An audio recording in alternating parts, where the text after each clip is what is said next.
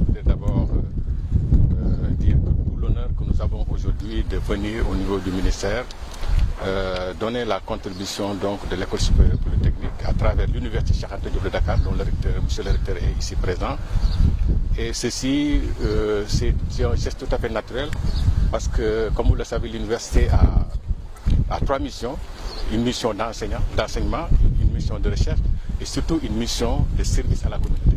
Et donc c'est dans le cadre de ce service à la communauté donc, que nos équipes se sont mobilisées pour produire du gel pour pouvoir mettre à disposition donc, au niveau du ministère de l'enseignement supérieur et de la recherche et de l'innovation, qui transmettra effectivement ces produits au niveau du ministère de la Santé et de l'Action sociale. Il faut souligner aussi que le monde universitaire a d'autres initiatives assez intéressantes.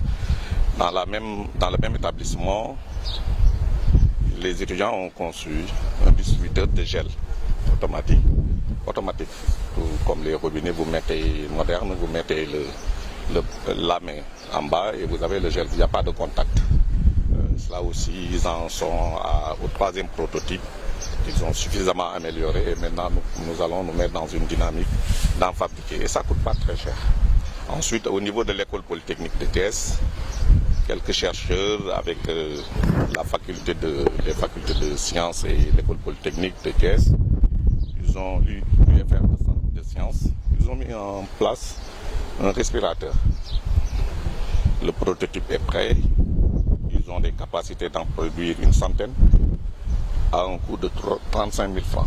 Ce qui fait qu'aujourd'hui, c'est aussi quelque chose qu'il faudra maintenant mettre à la disposition des techniciens de la santé qui vont faire les évaluations et voir s'il y a des améliorations à faire ou s'il faudrait à ce niveau-là les valider.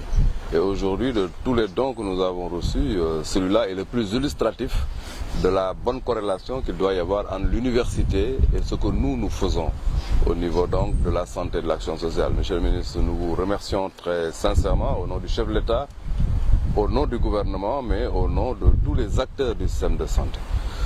Vous nous donnez là l'opportunité de dire que c'est possible et de mettre à l'échelle. La mise à l'échelle, c'est de faire en sorte que, en relation avec l'ESP, nous puissions travailler à feu continu pour que, au niveau des postes de prestation de santé les plus reculés, qu'on puisse disposer de tout ce qui est gel hydroalcoolique. Nous vous remercions beaucoup. Nous vous remercions aussi parce que, en plus de ces éléments de recherche très appliqués, il y a la dimension innovation. Vous avez parlé de respirateurs, vous avez parlé de mécanismes qui, bien sûr, nous permettent d'utiliser le gel hydroalcoolique sans effectivement toucher à la machine. Tout cela dénote quand même que nous sommes sur le chantier de l'innovation dans un secteur qui en a besoin, le secteur de la santé et de l'action sociale.